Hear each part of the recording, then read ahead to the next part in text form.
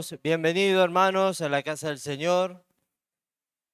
Esperemos que en esta noche, nos podamos llevar algo de lo que el Señor tiene para cada uno de nosotros, ¿eh? Así que vamos a orar para predisponer nuestras vidas y entregársela en las manos del Señor. Te damos gracias, Señor, por esta noche, que tú nos permites estar aquí en tu casa, reunidos junto con los hermanos, Señor. Te pedimos que tú puedas en esta hora, Señor, estar hablando de nuestras vidas. Te pedimos que, Señor, toda carga que podamos haber traído, Señor, la podamos dejar a tus pies, Señor, y que podamos prepararnos y abrir nuestro corazón, nuestra mente, Señor, para recibir lo que tú tienes para cada uno de nosotros, Señor. Te dejamos esta reunión en tus manos, te dejamos el clima, Señor, también, Señor, para que, como decía recién el pastor Naldo, todos podamos volver a nuestros hogares, Señor. Por eso te damos gracias, Señor, en el nombre de Jesús. Amén y amén. Gloria a Dios. Bueno, hermanos, vieron que estamos con esta serie que estamos llevando adelante del libro de Génesis. Y hoy a la mañana estuvo predicando el pastor Manuel. Hay que estar atentos a cada mensaje para que no se pierda ningún detalle de lo que se va hablando domingo tras domingo, ¿eh? Porque es como cuando usted ve un episodio de algo, si usted no vio lo que pasó en el episodio anterior, cuando empieza a ver uno nuevo, es medio difícil poder enganchar o hibanar de qué es lo que uno está viendo. Lo mismo sucede ahora, ¿eh? Hoy pudimos escuchar a la mañana con respecto a lo que era Génesis capítulo 11:35 hasta el 12:5. Estuvieron hablando de cómo Abraham fue llamado por Dios para salir de su tierra, dejar a su parentela, e ir a la tierra que Dios le había mostrado, ¿eh? Y bueno, Abraham sale, pero no sale solo, sale con su padre y todo. Pudimos ver que el primer lugar donde ellos se detienen es en Aram. Y ahí estuvieron por un largo tiempo hasta que muere Taré, el padre de Abraham, y por segunda vez se le aparece Dios. Entonces ahí vuelven de nuevo a comenzar ese viaje para poder llegar a la tierra de Canaán, ¿eh? Y cuando él llega a ese lugar, suceden un par de cosas. Y cuando nosotros ahora estamos, yo digo Abraham, o a ustedes se les puede venir a la mente, vamos a hablar de un personaje importante dentro de la palabra de Dios, porque es el hombre que está marcado dentro del libro de Hebreos como el hombre de la fe, el padre de la fe. Pero en este capítulo que vamos a entrar a ver nosotros y la historia que vamos a entrar a ver, podemos notar de que Abraham era un hombre igual que nosotros. Y Abraham estaba en un proceso, ¿eh? Así como lo estamos cada uno de nosotros. Por eso yo antes de comenzar con el tema, quería compartirle algo por afuera, pero que vaya relacionado con esto. Esta semana yo tuve que hacer un examen a través del trabajo, un examen de lo que era la manipulación de alimentos. Cuando nos dieron a nosotros el curso, todo, nos tocó ir a rendir, nos dieron una serie de preguntas y bueno, encabezando en la lista de reprobados estaba yo, más otras personas más. En total éramos 10 de 24 que reprobamos cuando fuimos a hacer el examen. De ahí tuvimos que esperar una semana más para que nos dieran el turno para ir, y en ese transcurso algunos compañeros se me acercaban y me decían: cuando te toque ir a rendir, andá, porque teníamos que ir a la municipalidad, decirle a las personas de que estás por una situación de estrés, que la estás pasando mal, que tenés un pariente enfermo, dice, y decirle que te den una mano para rendir el examen. O sea, me estaban diciendo, intimando a que yo vaya a mentir, para poder recibir un tipo de ayuda, ¿eh? Entonces, yo le decía que no, que eso iba en contra de mis principios, que no podía hacer eso. Entonces me tomé el trabajo de seguir estudiando. Después encontré una aplicación en el celular que había un sistema como para rendir, como cuando uno va a hacer el carnet de conductor, que te tienen una serie de preguntas. Bueno, y así fui y de esa forma me fui preparando. Después fui a rendir, rendí bien, gracias a Dios. Pero esto me sirvió a mí para la prédica de hoy.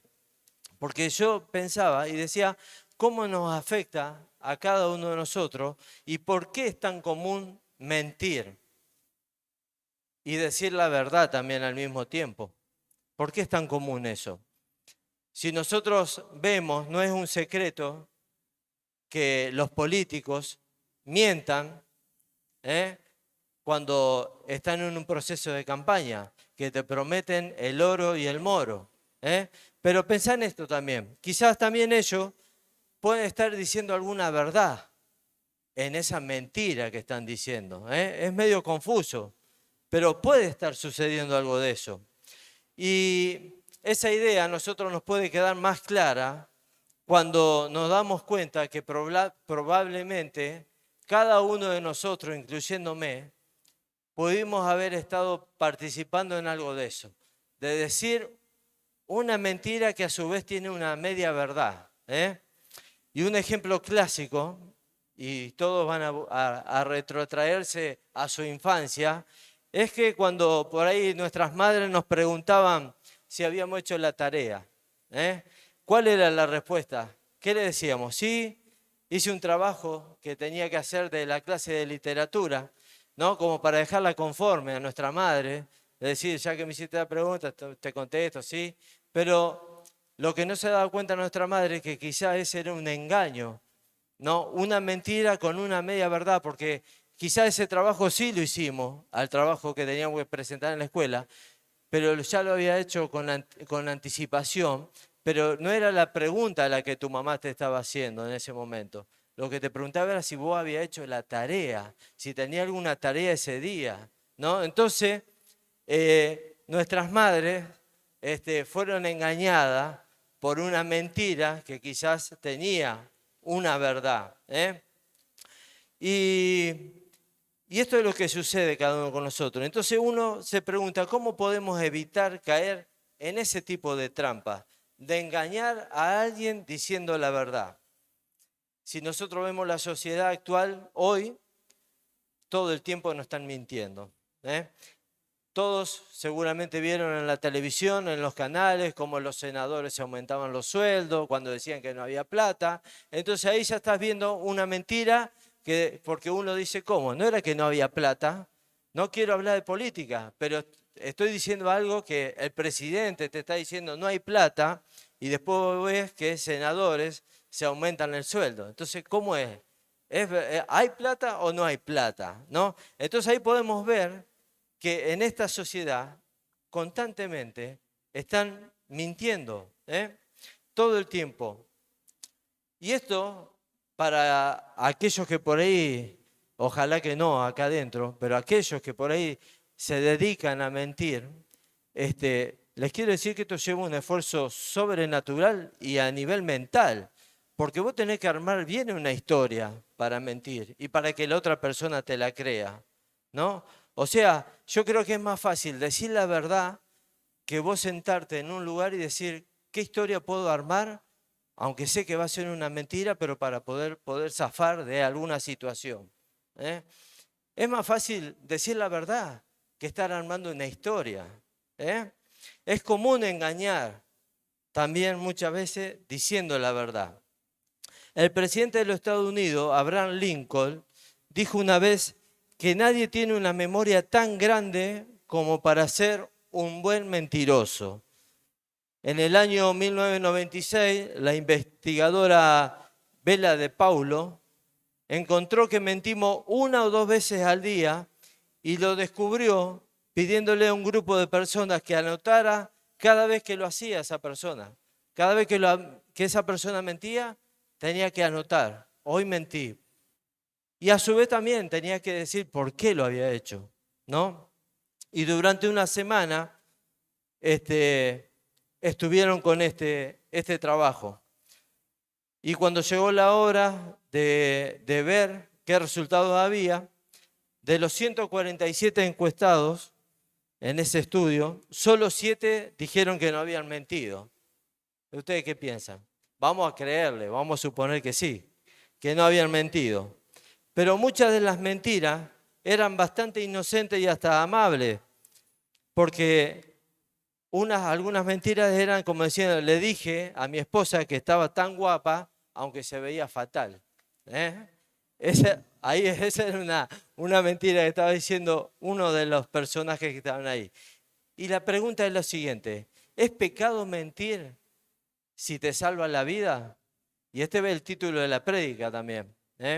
Nosotros ahora vamos a entrar a leer Génesis capítulo 12, del versículo 10 hasta el 20. Pero hicieron una pregunta a un doctor y le dijeron, si usted es doctor de este hospital y entra alguien únicamente para decir, voy a matar aquí adentro a los doctores, y se acerca el que está dispuesto a matar a los doctores y le pregunta, ¿sos doctor? ¿Qué le diría? ¿Le dirías que no? ¿O sería pecado si yo digo que no lo soy con tal de salvarme? ¿Qué harían ustedes ante una situación como esa? Pero si yo digo que no lo soy para salvarme, ¿qué es lo que estamos haciendo ahí? Interesante pregunta esta. A mi entender es pecado, porque una mentira es una mentira. Mentir es pecado, porque esto va contra la naturaleza de Dios. En Proverbios, capítulo 6, versículo 16 y 19, dice, 6 cosas aborrece Jehová, y aún 7 abobina su alma, los ojos altivos, la lengua mentirosa, la mano derramadora de sangre inocente, el corazón que maquina pensamiento inicuo, los pies presurosos para correr al mal, el testigo falso que habla mentiras y el que siembra discordia entre hermanos. Amén. Pensando en esto, uno ve también a lo largo de la historia y en la Biblia que hay muchos pasajes bíblicos en donde hablan de personajes que fueron destacados dentro de la Biblia, pero que a su vez también han mentido. Y parecería que a través de esa mentira Dios los bendice. Y este va a ser el caso que vamos a estar viendo hoy. Porque a través de una mentira parece que Dios avaló esa mentira y lo bendijo al personaje que vamos a estar viendo hoy. Y lamentablemente todos nosotros, aunque estemos en este tiempo caminando con el Señor, algunos mucho tiempo y otros poco, cometemos estos errores una y otra vez. Tenemos que ser sinceros con nosotros mismos. Una y otra vez cometemos los errores. Pero a medida que cada uno de nosotros va madurando, las cosas van ya menguando un poquito más. Ya no lo hacemos con tanta frecuencia, ¿no? Y ya no son tan catastróficos para nosotros. Decir, me la mandé de nuevo y estamos con el látigo dándonos en la espalda. Sino que, aunque eso por ahí muchas veces todavía siguen ocurriendo en algunas personas, y acá yo voy a estar hablando únicamente de nosotros, aquellos que creemos en el Señor, que tenemos que tener ya una vida diferente. Dejemos a los que no tienen al Señor de lado, porque ahí seguro que va a encontrar mentira todo el tiempo. Esto ya es más enfocado hacia nosotros. Aunque todavía haya algún tipo de mentira que podamos decir, estas cosas, nosotros tenemos que considerar que nuestra mente humana muchas veces deja pasar por alto algunos pequeños errores, que pueden tener a su vez consecuencias grandes. Porque muchas veces decimos, este pecado no es tan grande, no maté, no hice nada, no robé, apenas dije una mentira para salir de una situación. Y muchas veces nuestra mente nos lleva a pensar eso y nos quedamos tranquilos con que eso está bien. Como les decía hoy al principio, cuando comenzamos, Dios había ordenado a Abraham abandonar a Aram a él solo, sin su parentela. Pero la obediencia de Abraham no fue totalmente obediente, sino que su obediencia fue parcial. ¿Por qué? Porque se llevó a su sobrino, a Lot, con él. Y hoy quiero que podamos reflexionar en esto, sobre un claro error que tuvo Abraham, y esto lo vamos a encontrar en el libro de Génesis, capítulo 12, Génesis 12, 10 al 20. Ahí lo vamos a encontrar y vamos a leer esta historia, porque cuando Abraham llegó a Canaán, sucedió algo mientras él estaba en ese lugar. Dice, hubo entonces hambre en la tierra y descendió Abraham a Egipto para morar allá, porque era grande el hambre en la tierra, y aconteció que cuando estaba para entrar en Egipto, dijo a Sarai su mujer, he aquí, ahora conozco que eres mujer de hermoso aspecto, y cuando te vean los egipcios dirán, su mujer es, y me matarán a mí, y a ti te reservarán la vida. Ahora pues, di que eres mi hermana, para que me vaya bien por causa tuya, y viva mi alma por causa de ti. Y aconteció que cuando entró Abraham en Egipto, los egipcios vieron que la mujer era hermosa en gran manera. También la vieron los príncipes de Faraón y la alabaron delante de él. Y fue llevada la mujer a casa de Faraón, e hizo bien a Abraham por causa de ella. Y Abraham tuvo ovejas, vaca, asnos, siervos, criada, asna y camellos. Mas Jehová hirió a Faraón y a su casa con grandes plagas por causa de Sarai, mujer de Abraham. Entonces Faraón llamó a Abraham y le dijo, ¿qué es esto que ha hecho conmigo? ¿Por qué no me declaraste que era tu mujer? ¿Por qué dijiste, es mi hermana, poniéndome en ocasión de tomarla para mí por mujer? Ahora pues, he aquí tu mujer, tómala y vete.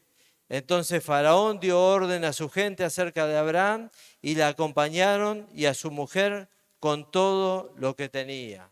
Amén. ¿Qué historia?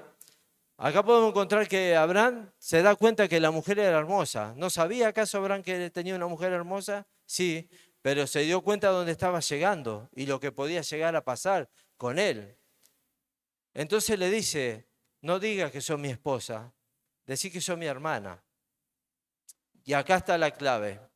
Abraham no mintió, porque en realidad Sarai era media hermana de Abraham, porque Taret, el padre de Abraham, había tenido a Sarai como hija de otra mujer. Por eso eran hermanastros eran.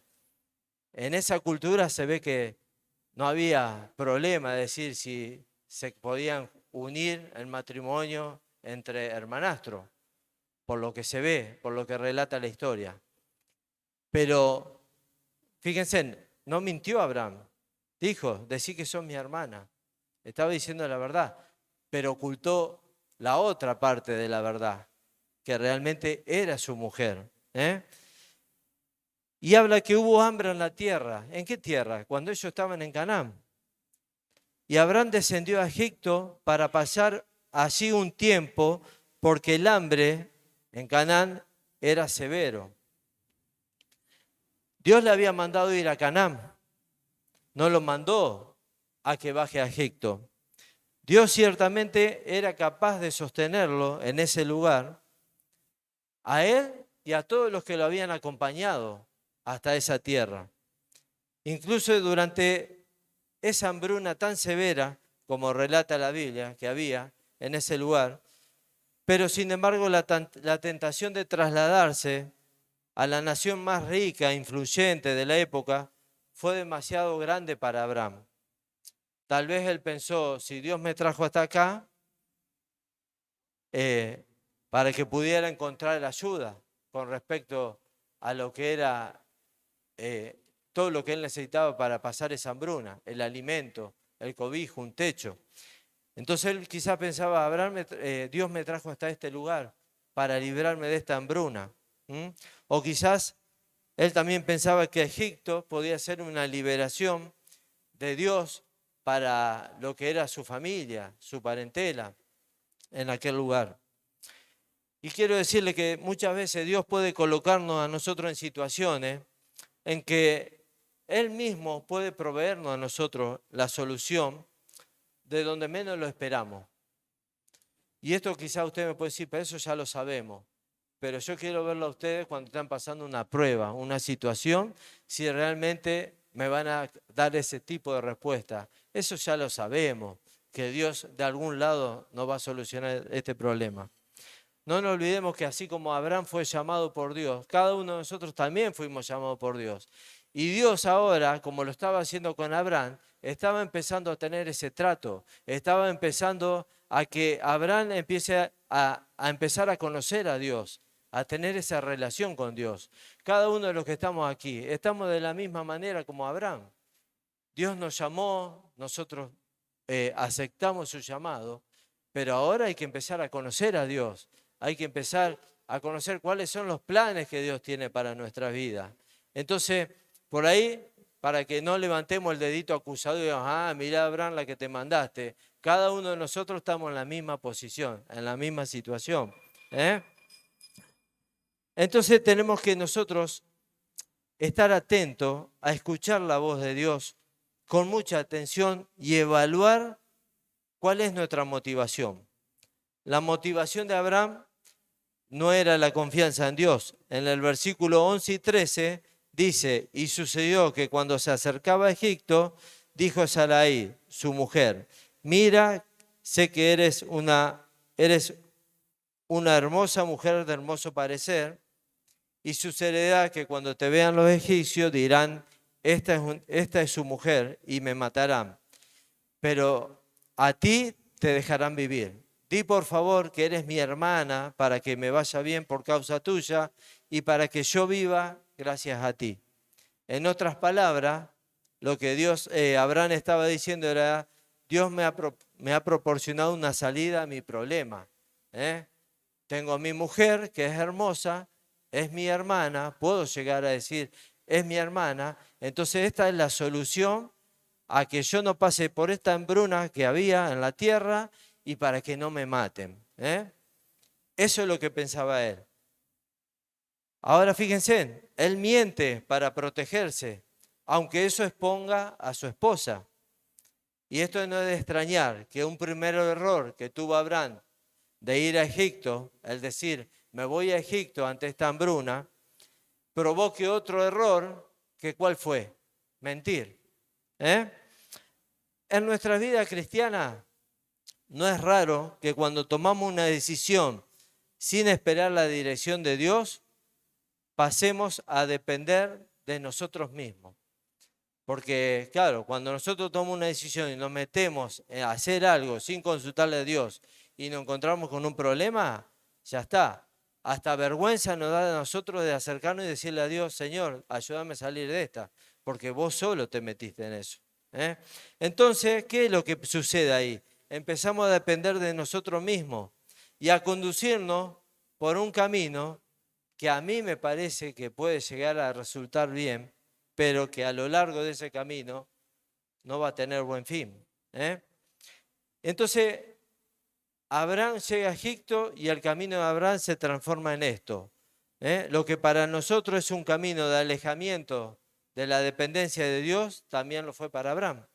Una vez que empiezo a caminar en esa dirección, las siguientes decisiones que podamos llegar a tomar cada uno de nosotros, te puedo asegurar que van a ser equivocadas. Van a ser equivocadas porque Dios no está con nosotros en el camino que nosotros tomemos. En el caso de Abraham, su plan de engaño, aparentemente, entre comillas, parecía que funcionaba, en el sentido de que el faraón lo trató bien a Abraham. Y en el versículo 16 podemos ver que dice, y este trató bien a Abraham por causa de ella, y le dio oveja, vaca, asnos, siervos, siervas, asnas y camellos. Podemos decir, che, me salió redondito la sanata que le hice a estos egipcios. Pero fíjense que acá, entre todos esos regalos que le había dado el rey de Egipto, vemos que le dio siervas. Y acá no lo podemos asegurar, pero es muy probable que en ese momento se añadiera una sierva a la tribu de Abraham, una egipcia llamada Agar. Todos sabemos lo que pasó. Ya vamos a llegar a esos capítulos, pero todos sabemos lo que hizo Sarai cuando le dijo a Abraham, acércate a la egipcia, y donde Abraham tuvo un hijo con esa mujer. Y después Dios cumplió la promesa que le había dado a Abraham de que iba a tener un hijo con Sara, a pesar de la edad. O sea, ahí podemos ver que cuando llega Agar a este lugar, se suma otro tercer problema de una pequeña mentira que empieza cuando Abraham llega a Egipto. Y sabemos cuál fue la consecuencia de todo eso, de la presencia de Agar entre la sierva de Abraham. Como resultado de una decisión equivocada, me voy a Egipto, y otra más, mentiré, aparece Agar.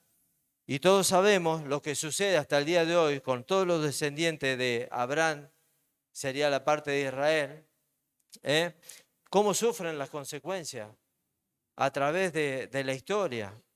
Y lo trasladamos hasta el día de hoy a través de los descendientes de Ismael, y hasta el día de hoy están en un constante conflicto entre ellos. Todo porque Abraham tomó una mala decisión. Fíjense hasta dónde nos puede llevar a nosotros tomar una decisión en donde nos creemos que somos cancheros, que somos vivos. Voy a mentir, total, es una mentira piadosa. Fíjense hasta dónde llega todo esto, que desde ese momento hasta el día de hoy podemos ver las consecuencias que suceden en el mundo. Dios llama a Abraham para que le siguiera, y él le siguió por fe. Esta fe se convirtió a Abraham en extranjero de esa tierra prometida que Dios le había mostrado, que era Canaán, porque era de Ur de los Caldeos. Dios lo llama, le dice, esta tierra es la que te voy a dar. Entonces, él era extranjero en esa tierra, pero se estaba sumando a una promesa que Dios le estaba dando. Y se iba a transformar en el dueño legítimo de la heredad que Dios le estaba dando. Y si nosotros nos podemos pensar detenidamente, lo mismo pasa con nosotros. Cristo nos llama a nosotros para que le sigamos también por medio de la fe. Y esta fe a cada uno de nosotros nos transforma en extranjeros, en personas extrañas. Como diciendo, ¿y estos quién son? Vamos, el pueblo judío. ¿Y quiénes son estos que vienen acá que ahora dice que el Dios nuestro es Dios de ellos? Extranjeros, somos desconocidos. Nos transforma en personas ajenas a las promesas de Dios. Somos extranjeros del pueblo escogido de Dios a ser parte de ese pueblo. Y por medio de Cristo ahora tenemos una heredad en aquella tierra prometida, en la que creemos en esa eternidad que Dios nos ha dicho que estaremos con Él, al lado de Él, para gozar de todo lo que Dios tiene preparado para cada uno de nosotros. No obstante eso, pienso que desde cuando decidimos decir, me voy a transformar en un cristiano, lo que tenemos que tener en cuenta cada uno de nosotros es que tenemos que valorar eso, la eternidad, lo que Dios nos promete a un futuro. Vivir mientras estamos en esta tierra, todo lo que Dios quiere hacer con cada uno de nosotros, vivir esa vida cristiana plenamente, pero lo que no tenemos que hacer es valorar lo que hay en esta vida. ¿Por qué?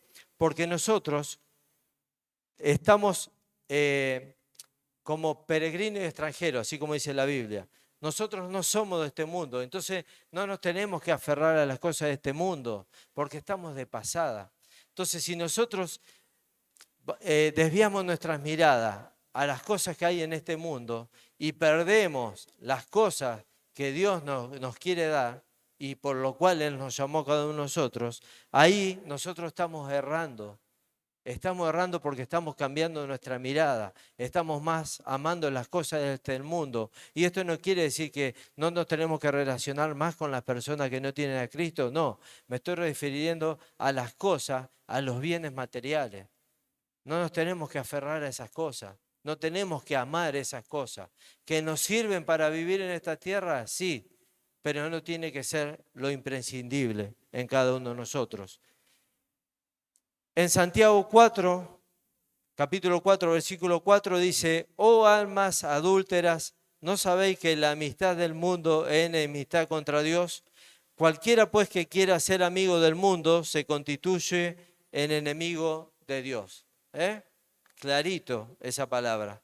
Nosotros debemos ser fieles, porque si nosotros somos fieles en lo poco que Dios nos está dando en este tiempo, Dios ve esa fidelidad y dice: che, mirá, le di poco, pero mirá qué fiel que es con lo que yo le he dado. Te puedo asegurar que Dios, así como ve esa fidelidad en lo poco, también te va a dar mucho. Y en eso mucho, también tenés que seguir siendo fieles. Porque muchas veces pasa que cuando Dios nos da mucho, nos olvidamos de Dios. Nos olvidamos de quién es el que nos dio todo eso. Entonces, tenemos que estar atentos a estas cosas. Y si no somos fieles tampoco en lo poco, tampoco pretendamos que Dios nos dé mucho. Debemos ser fieles en lo poco y en lo mucho. Y si nos acostumbramos a mentir sobre cosas que parecen triviales, les puedo asegurar que si hoy se abre esa puerta y entra un loco con una pistola diciendo voy a matar a todos los cristianos, quiero ver cuál va a ser la actitud de cada uno de nosotros. Si les pregunta, ¿vos sos cristiano? ¿Qué le vamos a decir? No, yo por primera vez vengo porque me invitó mi amigo. Yo no tengo nada que ver. Vine a curiosear nomás. ¿Cuál va a ser nuestra respuesta ante una cosa así? Si aparece alguien y dice, voy a matar a los cristianos. Cuando nos preguntan algo así, nosotros tenemos que estar seguros de quién estamos creyendo y servir al Señor con fidelidad. Y pensar que si nosotros mentimos ante una actitud, una acción así como esta que estoy diciendo, si aparece alguien, como ha pasado, nosotros hemos visto en Israel, en mezquita, que han entrado personas con esos que se ponen bombas y hacen explotar el lugar donde están. Fíjense si pasaría eso acá. ¿Qué haríamos nosotros? ¿Cuál sería la actitud? Por eso, qué importante es que no mintamos. Porque si, por más que nosotros le mintamos a ese loco y dice, vos sos cristiano, y vos decís no, y te mata igual. Y te vas delante de Dios y mentiste. ¿Qué pasa ahí? No sé qué pasa, porque eso ni yo lo sé. Entonces fíjense que la mentira no tiene que estar en nuestra vida. Nosotros tenemos que ser fieles. Eso es lo que nos toca a cada uno de nosotros. Serle fieles a Dios. Es nuestro deber, no pecar. Nos toca a cada uno de nosotros ser íntegros, personas íntegras. Mateo 5:37 dice, pero sea vuestro hablar sí, que sea un sí y sí, y me mantengo en ese sí. Y si es un no, mantenete en ese no, porque lo que es mal de esto, del mal procede. El hecho de que Abraham fuera el padre de la fe no implica que nunca pecara. La Escritura dice que el único que no pecó fue Jesús. Y en Hebreo 11, versículo 6, dice, pero sin fe es imposible agradar a Dios, porque es necesario que el que se acerca a Dios crea que le hay y que es galardonador de lo que le buscan. Y te darás cuenta de que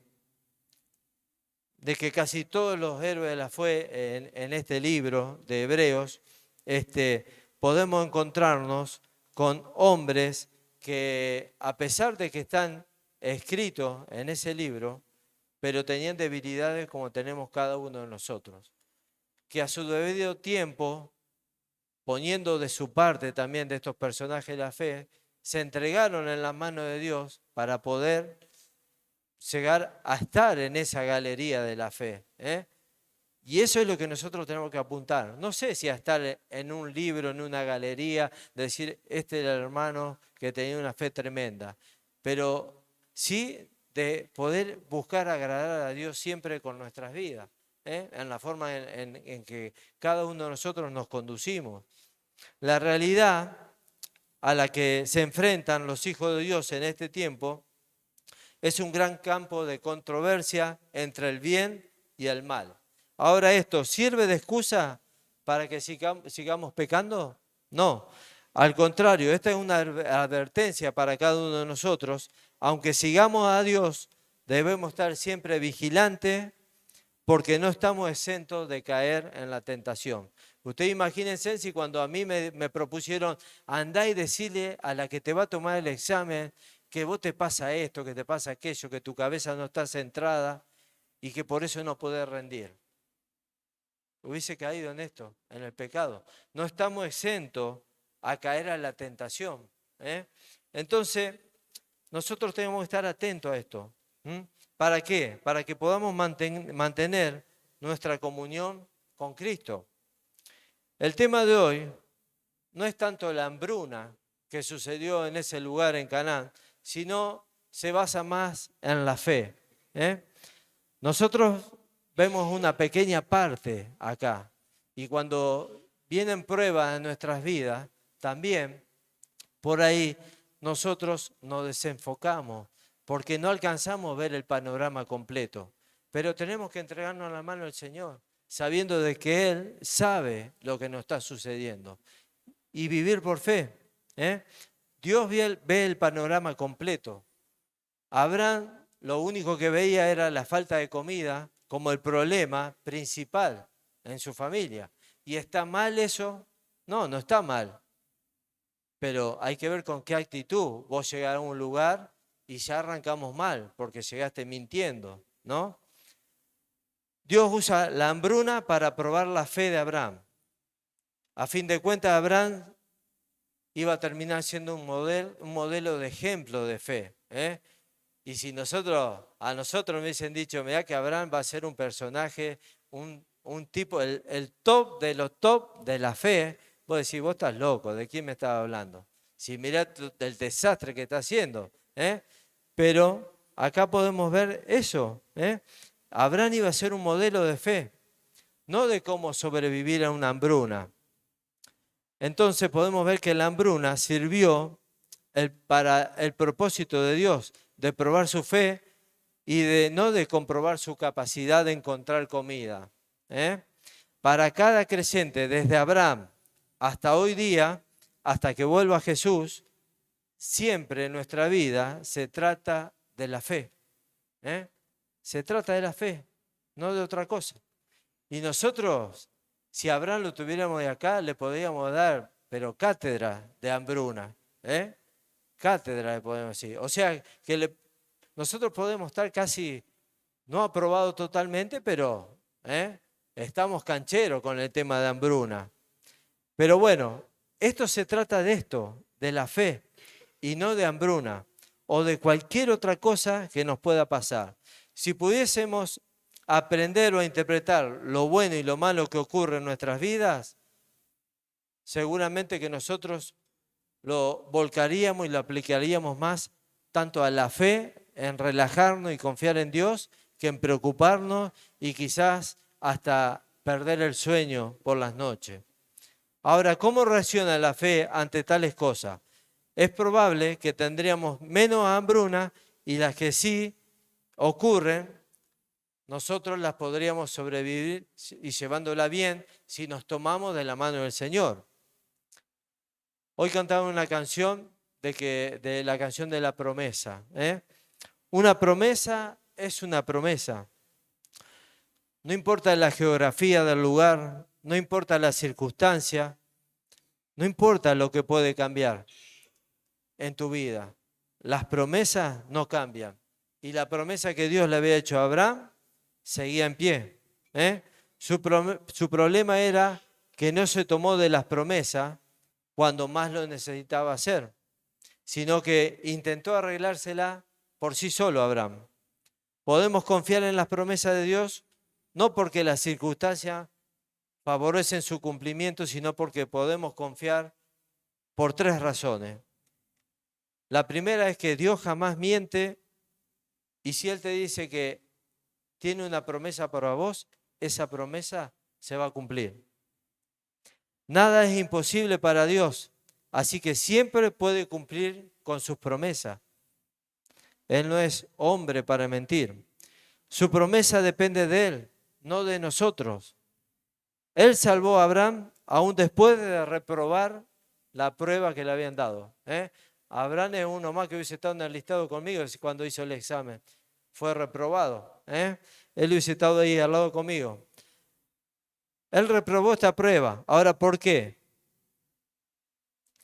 Porque Dios le había prometido una promesa, y esa promesa, a pesar de que él se equivocó, se iba a llevar a cabo.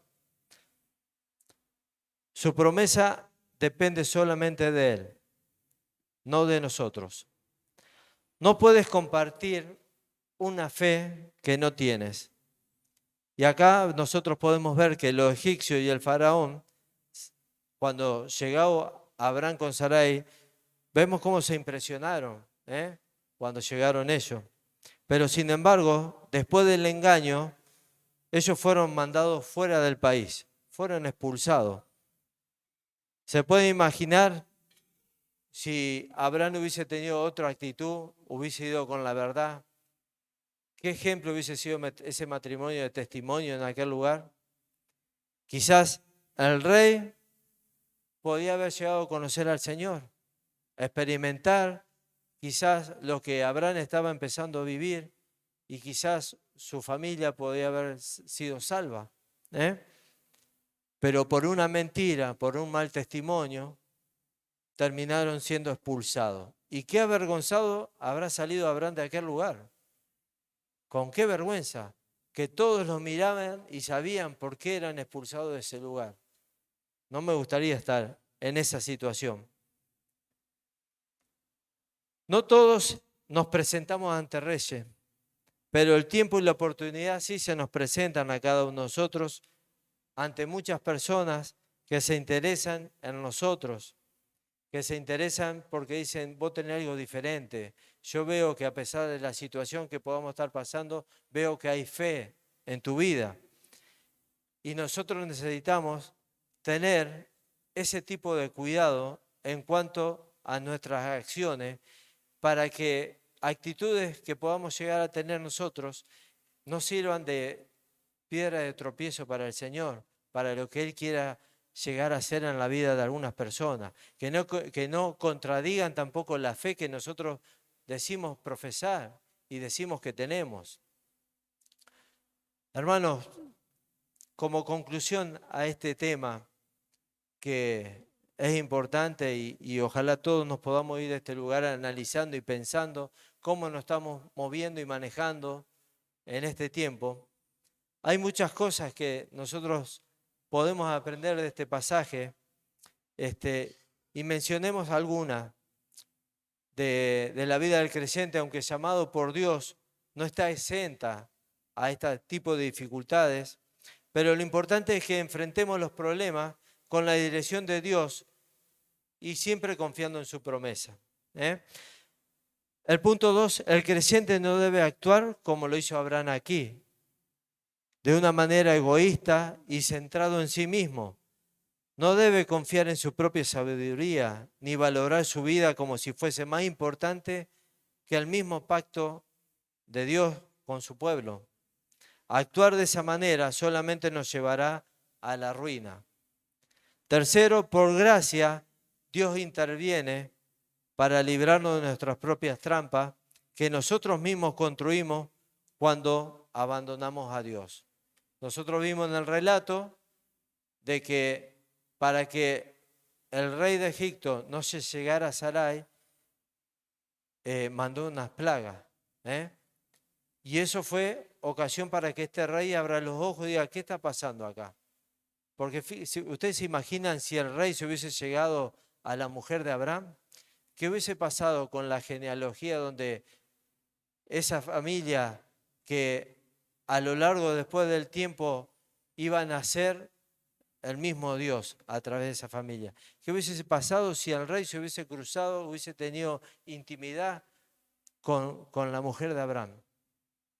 Por eso es que Dios actuó en ese momento y mandó esas plagas para librar aún un problema más grave, quizás si el rey hubiese tocado a la mujer de Abraham. Actuar de esa manera solamente nos va a llevar a la ruina, le estaba diciendo. Y tercero, por gracia, Dios interviene para librarnos de nuestras propias trampas, porque nosotros somos los que construimos esas cosas. No merecemos que Dios lo haga, pero por amor a su pacto, no va a renunciar a eso. Él no va a renunciar a cada uno de nosotros. Ahora, ¿se imaginan qué gran Dios tendremos cada uno de nosotros? Que a pesar de que nos mandamos la 1001, Dios permanece fiel ahí, al lado nuestro, y trata igual de sacarnos de la situación en la que nos encontramos. Así hayamos sido nosotros los que ocasionamos el problema o la situación en la cual nos encontramos.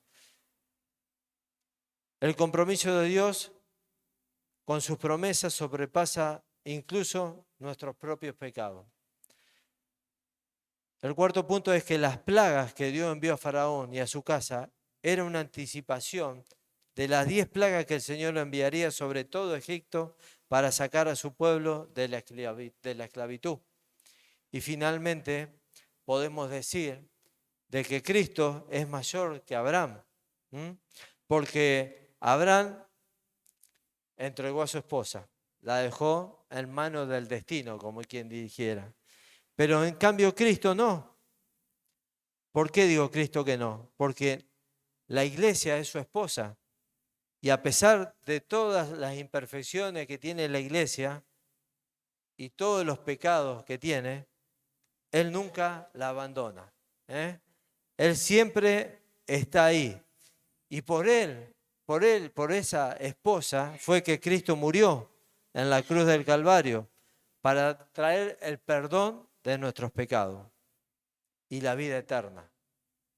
Así que, hermanos, esto es lo que tenemos que tener en cuenta. Por más que la Biblia diga que Abraham era un hombre ejemplar de fe, nosotros no tenemos que perder la mirada en Jesucristo, porque Él no falla, Abraham sí. Que nos puede servir de testimonio la vida de Abraham, porque después vemos que en el proceso, cuando Dios realmente pudo hacer lo que quería hacer en la vida de Abraham, podemos ver que vamos a llegar también más adelante, pero puedo anticipar cuando Dios le pide a Abraham que sacrifique a su hijo Isaac, el hijo de la promesa. Y nosotros podemos encontrarnos ahí un Abraham totalmente distinto al Abraham que acabamos de ver acá que entraba a Egipto. Porque él sin dudarlo lo iba a matar a su hijo, sabiendo de que Dios algo iba a hacer. Si él mataba a su hijo, Dios seguramente lo iba a resucitar. Entonces, fíjense cómo cuando uno pone la vida en las manos del Señor, cómo el Señor puede hacer grandes cosas en la vida del ser humano. Por eso es que importante es que nosotros no perdamos de vista quién es Jesús, quién es Dios y el propósito por el cual cada uno de nosotros fuimos llamados. Y decir, Señor, aunque me cueste, aunque me equivoque, aunque me caiga, quiero que vos hagas la obra que querés hacer en mi vida, que me transforme y poder ser en la sociedad una persona que sirva de ejemplo en este tiempo, que es lo que mucho se necesita en la actualidad. Así que, hermanos, confiemos plenamente en el Señor, de que Dios, así como nos llamó, Él va a completar la obra y el propósito por el cual cada uno de nosotros fuimos llamados. Amén. Quiero orar. Señor, te damos gracias en esta noche. Primero te quiero dar gracias, Señor, porque nos permitiste poder estar en esta reunión y poder llevar adelante, Señor, el culto, compartir el mensaje. Gracias, Señor, porque tú detuviste este tiempo, Señor, la tormenta. Y hoy podemos estar todos aquí escuchando hasta el final este mensaje. Señor, queremos que tú puedas hacer la obra en la vida de cada uno de los que estamos aquí presentes, Señor, y aún de aquellos que quizás van a estar escuchando el día jueves esta palabra, Señor, que tú trajiste, que también las puedas hacer una realidad, Señor. Que podamos poner nuestras vidas, Señor, en tus manos. Y todo, Señor, defecto que todavía haya, Señor, en nuestras vidas, lo podamos dejar, Señor. Como la mentira, Señor. Como quizás el rencor, el odio, Señor. Cada uno de nosotros sabe en qué condición estamos, cuáles son las luchas que tenemos a diario. Por eso, Señor, queremos que tú puedas obrar, Señor. Que nosotros podamos permitir, Señor, que tu Espíritu Santo obre en cada una de nuestras vidas, Señor. Por eso te dejo, Señor, esta hora en tus manos. Te dejo las vidas de mis hermanos en tus manos para que tú sigas haciendo la obra en cada uno de nosotros, Señor. En el nombre de Jesús, amén y amén.